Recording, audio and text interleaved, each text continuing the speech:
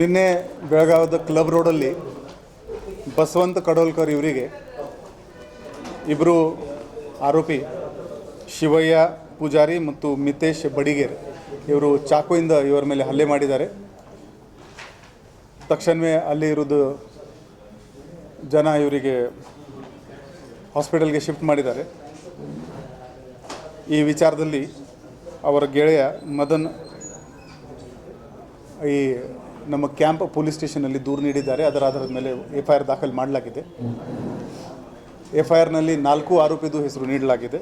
ಈ ಶಿವಯ್ಯ, ಮಿತೇಶ್, ಮೋನಪ್ಪ ಪಾಟೀಲ್ ಮತ್ತು ಸಂಪತ್ ಕಡೋಲ್ಕರ್. ಈ 4 ಆರೋಪಿಗಳಲ್ಲಿ ಎಲ್ಲ 4 ಈಗ ಪೊಲೀಸರು ಸಿಕ್ಯೂರ್ ಮಾಡಿದ್ದಾರೆ. ಮಿತೇಶ್ ಬಡಿಗೇರ್ ಇವನು ಅಟ್ಯಾಕ್ ಮಾಡುವಾಗ ಇವನಿಗೇ ಆ ಚಾಕುವಿಂದ ಗಾಯ ಆಗಿದೆ. ಅವನು ಒಂದು ಹಾಸ್ಪಿಟಲ್ನಲ್ಲಿ ಅಡ್ಮಿಟ್ ಇದ್ದಾನೆ. ನಮ್ಮ ಪೊಲೀಸ್ ಗಾರ್ಡಲ್ಲಿ ಪ್ರೆಸೆಂಟ್ ಇದ್ದಾರೆ. ಘಟನೆ ಆಗಿದ್ದ 24 ಗಂಟೆ ಒಳಗಡೆ ನಮ್ಮ ಕ್ಯಾಂಪ್ ಇನ್ಸ್ಪೆಕ್ಟರ್ ಆನಂದ್, ACP ಕಡೆ ಬಾಜಾರ್ ಶ್ರೀ ಶೇಖರಪ್ಪ, ACP ಗಂಗಾಧರ್ ಮತ್ತು ಅವರ ಕ್ರೈಮ್ ತಂಡ ಈ 4 ಆರೋಪಿಗೆ ಸಿಕ್ಯೂರ್ ಮಾಡೋದ್ರಲ್ಲಿ ಯಶಸ್ವಿ ಆಗಿದ್ದಾರೆ.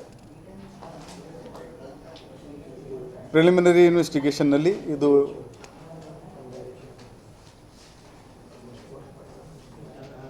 ಒಂದು ಇಂಟ್ರೋಗೇಷನ್ ಮಾಡ್ತಾ ಇದ್ದಾರೆ. ಈಗ ನಾವು ಈ ಆರೋಪಿಗಳಿಗೆ ಕೋರ್ಟ್ ಮುಂದೆ ಪ್ರೊಡ್ಯೂಸ್ ಮಾಡಿಕೊಂಡು ಅವ್ರ ಪೊಲೀಸ್ ಕಸ್ಟಡಿ ತಗೋತೀವಿ ಮತ್ತು ಯಾವ ಕಾರಣಕ್ಕಾಗಿ ಆಗಿದೆ ಇದರ ಬಗ್ಗೆ ಒಂದು ಡೀಟೇಲ್ ವಿಚಾರಣೆ ಮಾಡಿಕೊಂಡು ಮುಂದಿನ ತನಿಖೆ ಮಾಡ್ತೀವಿ. ಈಗ ಸಿಕ್ಯೂರ್ ಆಗಿದ್ದರೆ ಬರೀ 24 ಗಂಟೆ ಆಗಿದೆ. ಅವ್ರದ್ದು ಡೀಟೇಲ್ ಇಂಟ್ರೋಗೇಷನ್ ಮಾಡಿದ ಮೇಲೆ ಯಾಕೆ ಆಗಿದೆ ಏನಾಗಿದೆ ಅಂತ ಗೊತ್ತಾಗ್ತದೆ.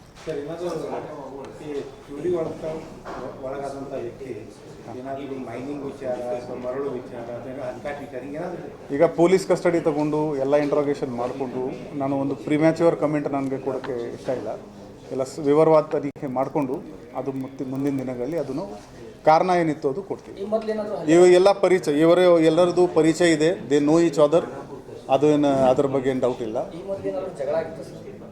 ಅದು ಈಗ ಇಂಟ್ರೋಗೇಷನಲ್ಲಿ ಎಲ್ಲ ಗೊತ್ತಾಗ್ತದೆ. ಧನ್ಯವಾದ.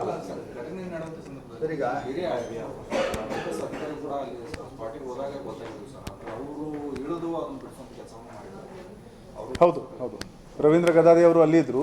ಅವರಿಗೆ ನೋಡಿಕೊಂಡೇ ಇವರು ಆರೋಪಿಗಳು ಓಡಿಸೋಗಿದ್ದಾರೆ. ಇಲ್ಲಾಂದರೆ ಇನ್ನೂ ಗಾಯಗಳು ಜಾಸ್ತಿ ಆಗೋದು ಸಾಧ್ಯತೆ ಇತ್ತು.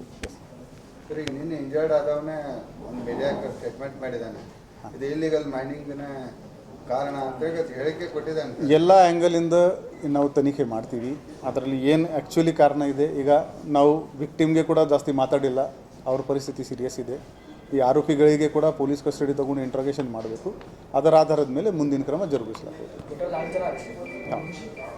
ಸಿಕ್ಯೂರ್ ಆಗಿದ್ದಾರೆ. ಈಗ ನಮ್ಮದು ಪ್ರೊಸೆಸ್ ಫಾರ್ಮಾಲಿಟಿ ಕಂಪ್ಲೀಟ್ ಮಾಡ್ತೀವಿ.